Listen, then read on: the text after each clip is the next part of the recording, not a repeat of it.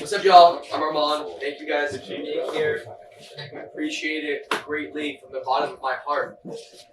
Unlike you beautiful people, I am not skilled when it comes to code, when it comes to making things with my hands. I make things, unfortunately, with my voice and my dinky little fingers that I hold a pen with.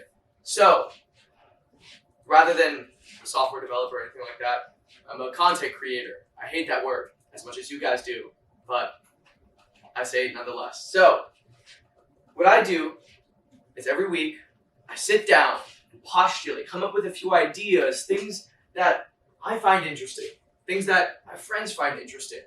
And a lot of the ideas I focus around tend to be how to live a happier life. I know that's a nebulous term, right? But I think happiness stems from meaning and intentionality with the things that we do. So, bit by bit, day by day, I'm figuring out what that means to live a meaningful and intentional life. And I show what I make. So, this was last week's edition, which is, oh, that's me. That's just me eating a sandwich. Yeah, okay. Tiny, easy habits for impatient imbeciles like me. Because I have a very small attention span, all right? And I hate actions or habits that require a lot of time, a lot of prep, a lot of bullshit. For example, we all know productivity YouTube, or we all know the whole self-development garbage that happens on social media. A lot of these people will tell you, oh, you need to go do your meditation and then drink your athletic greens and then go do your element and then go to the gym for 7.53 minutes and then do this and do that. No. We don't need to do that. We don't need to spend 2 hours to get into that flow state to get some good work done. So we're going to dive into it. All right. As I said, I have an awful patience span. I'm an idiot with a patience span of a coked up monkey flinging shit at the walls. So, we are not going to do that.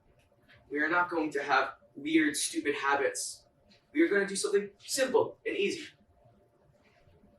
All right. And the core concept that's sort of behind this idea is that it's a lot easier to run life like a startup company, right? Where you are making decisions, breaking shit, but most importantly, correcting course, all right? A lot of us get stuck in paralysis analysis, where we just stay static, or we're looking at the things in front of us and we have no idea what to do next. Ultimately, what happens is we don't make any movement. We don't make any change. We don't do anything with our lives, and we just sort of passively let life happen to us. We are not acting in life, but we are merely reacting. That is not what living a meaningful, intentional life is about. So, one habit that is near and dear to my measly little heart is music. I love music. If you see me walking around campus, I look like an imbecile. I look stupid. I have my headphones on. I'm like dancing down the street as I'm listening to some Marvin Gaye. Like, I'm probably gonna get hit by a car one day, but at least I'll get hit by a car in style and looking good and feeling good. So, one thing that I do with music though is I'm very intentional with what I listen to and what environment. I know a lot of us don't really think much about this. You listen to rap music when you're in the car, and then maybe in the gym, and then also when you're at home and when you're cooking, and that's fine if you enjoy it. But for me personally, I've realized that music is a way to change our state of mind. It's a way to change our state of consciousness that we're running at. So for example, like many of you guys, I listen to rap in the gym, good old some Drake, a little bit of Baby Keem, you know the vibes. However, I'm a creative individual. I love to write. I love to speak. I love to do these things. And before I get into that flow state, I love to listen to some Herbie Hancock. I have a playlist. Jay knows it very well. It's called Itching the Brain. I listen to that every single time before I write. And I'm going to say this. It always comes out pretty goddamn well. So, I listen to Anderson .Paak before, getting in the mood, trying to walk up to a cute girl, do a little bit of Riz type of shit. Listen to Anderson .Paak, get myself moving, right? And then, say she's about to come over, get some Marvin Gaye, feeling all good and shit. And then, she cancels on me, and then I wallow in my bed for the next, 20 years. And, that's, sadness and John Mayer, right? So, what I'm able to do, though, the main important thing about this is I separate the music I listen to with the environment I'm in.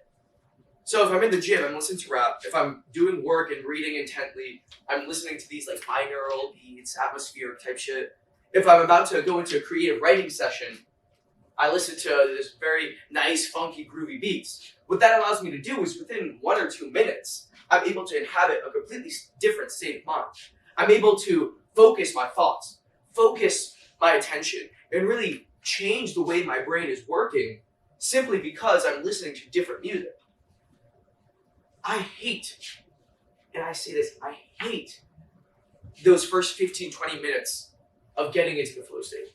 But when you're about to work, you just, every sentence you write or every string of code you're putting together is just a chore. It's just not working. But as soon as you get past those 20 minutes, then you're smooth sailing for the next whatever, the next 2 hours. So this habit just allows me to sink into that state a little bit quicker. And from there on, you're set to go. All right. Next one. I have a friend. His name is Alex. All right. He's down in Miami. He goes to Miami, and he is an amazing dude. We and I gel on a lot of things. He's very driven, ambitious, motivated, all that good stuff. But like me, he also gets overwhelmed. Gets caught up in his own mind. He starts overthinking, starts going through his entire life and breaking it down. So one thing I asked him was, Alex, what do you do when you start to feel really anxious? You start to feel really nervous or upset. You start beating yourself up. It's something we all do. And he said, man, I do some non-stimulating breath work. I said, what the fuck is that? Right? What the fuck does that mean?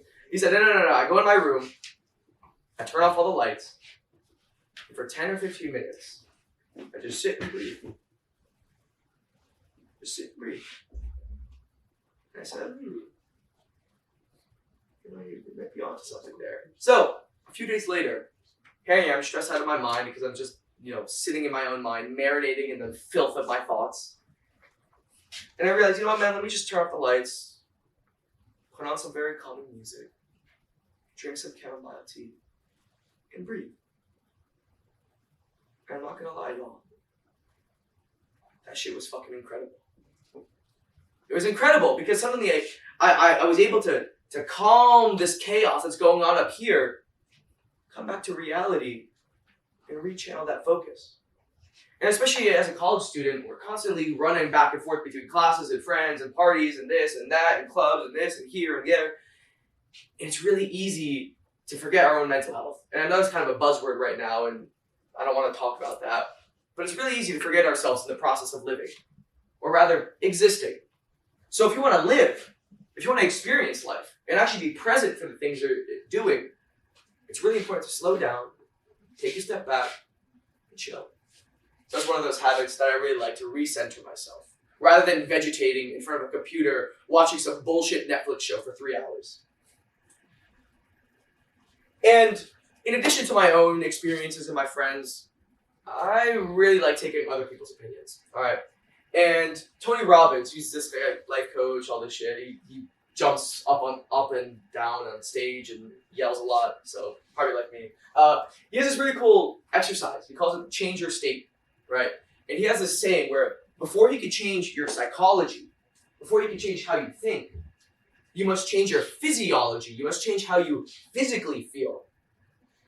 So what I've been doing, and basically the way he does this, is you have to pump yourself up. If you're about to do something really exciting, you're trying to get pumped up, you gotta get excited, increase your heart rate, get pumped, right? Get that mind flowing. So one thing I do is, before I start writing or diving into some sort of creative session, I do 50 jumping jacks, maybe a burpee or two, run a lap, get really physically amped. And what I've noticed is, in combination with the music I'm listening to, it triggers this incredible moment where I just get into that flow so quickly. I just am able to cut through all the bullshit and get straight to work.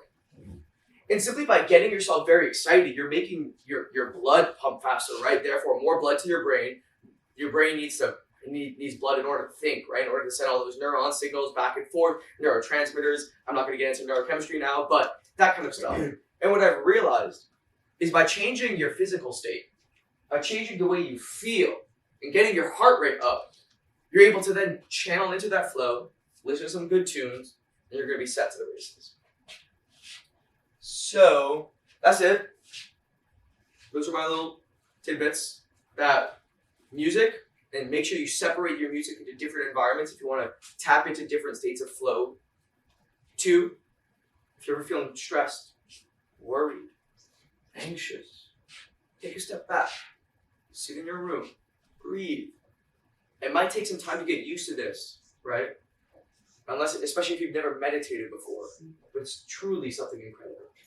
And finally, to wrap it up, before you get into your next creative session, before you're about to go out with your friends and get really pumped up, do a little exercise. Get yourself pumped up mentally, physically. Get that heart rate moving. And soon enough, you'll be flying into a life of beauty, of meaning, and intention. Thank you, my friend.